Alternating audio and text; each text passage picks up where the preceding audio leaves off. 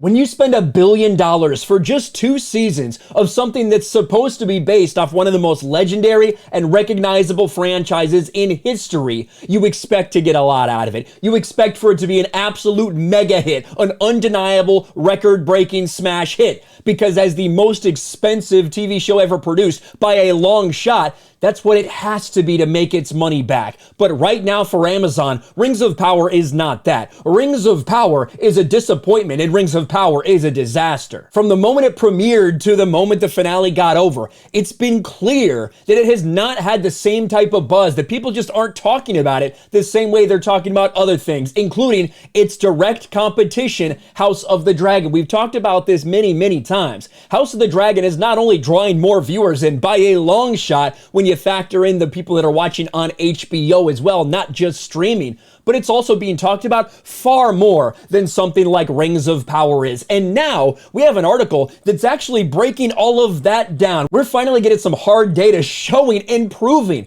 that Rings of Power has a problem because they cannot hold on to an audience. And hidden in this article that kind of hid the headline, I would make it my headline if it was me, they lost 40% of their audience between the first week and the second week. This show, as we've been saying, is a disaster for Amazon, even if they don't want to admit it, even if they can't admit it, because this show, they have too much invested in it for them to be honest about it. It's too big for them to fail. But now we do have the numbers showing that despite their best efforts to put this narrative out there, this show is failing. The Rings of Power appears to be struggling to connect with younger viewers. Amazon's Lord of the Rings of Power may have struggled to attract young viewers. 71% of its audience was 35 or older at the season 1 midway point, according to Nielsen. Other data suggest the show has had a limited reach when it came to online engagement. This is not a water cooler show. This is not a momentous show. Everybody needs to see it. Everybody's talking about it. Everybody's discussing it. That's what Amazon needs it to be. That's what they said months and months beforehand. They needed it to be a global phenomenon. Well, it is absolutely not that. But let's get into this, including, I can't wait till we get to these numbers. The fact that we now have numbers that prove that Amazon, between the first weekend when they debuted the first and second episodes to the second weekend when they debuted episode 3, they lost 40% of their viewers. If this were actually out there on network television, we had immediate feedback, this would be all over the news. But because it's hidden in these Nielsen ratings, it's not. Well, we're going to make it a big fucking deal. Amazon's Lord of the Rings of Power might have a problem with young audiences. Expectations were high for the series, which concluded its first season, and given its hefty reported price tag of nearly $500 million to make season 1, plus the $250 million just for the rights. And while the limited viewership numbers we've seen have been decent, the series still could have struggled to connect with an important demographic. 71% of the show's audience is 35 years or older in the United States, according to the Nielsen latest streaming data from Thursday, which measured through the show's 4th episode. By comparison, 68% of the audience for HBO's House of the Dragon is in the 18 to 49 age range. That is that key demographic that people are always talking about, because it's not that you are ignoring the older fan base, you're absolutely not, but when you're looking at who's more engaged, who's watching more often, things like that, you're looking for that younger demographic. And I mean, 49 certainly isn't young, but 18 to 49, that's the age group that people are desperate to get right now. And Rings of Power did not get it. Insider reached out to the Amazon reps for comment on Nielsen's demographic data, but did not receive a response because Amazon will never share the real numbers or the real information with anybody. Rings of Power audience leaning older could have contributed to its seemingly muted online conversation, at least compared to House of the Dragon. Rings of Power hashtag on TikTok has 656 million views, while House of the Dragon has 5.4 billion. That's almost 10 times the amount of interaction. But it's not just on TikTok. It's basically everywhere. And yeah, let's be honest, TikTok is fucking garbage, but it's not just there, it's everywhere. Other data suggests the limits of the show's reach as well. Google Trends data shows that for House of the Dragon have greatly outpaced Rings of Power over the last month. 3 to 1. 3 times the amount of searches and people looking up House of the Dragon stuff as opposed to Rings of Power.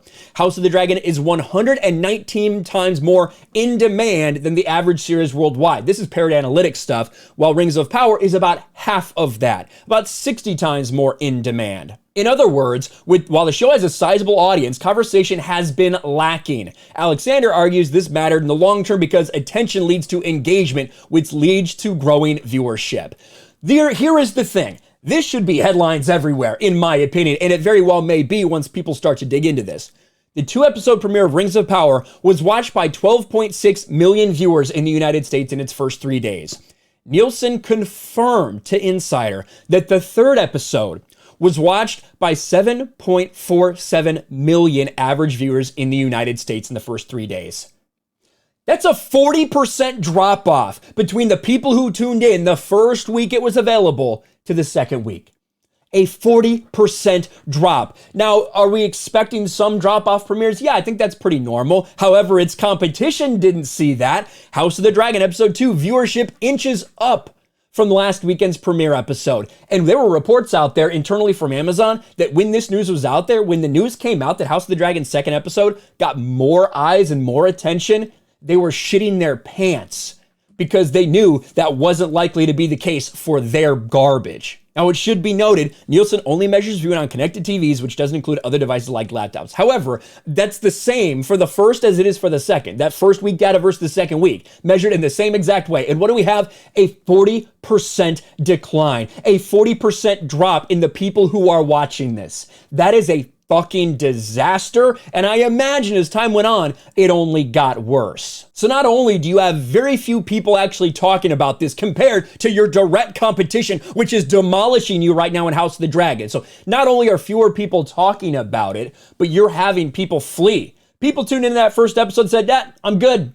No worries, I don't need to tune in for another one. I'm out, I'm gone. Maybe these numbers that Amazon had to know internally, that's what was going on. Maybe that's the reason why Amazon artificially tried to boost their viewership for the finale. I made a video all about that. There were reports about that everywhere, that a pop-up ad came up randomly about a quarter of the way through the finale of Rings of Power that made you exit the program while you watched another trailer, had to back out to the home screen, and then re-click on the finale, doubling their viewership.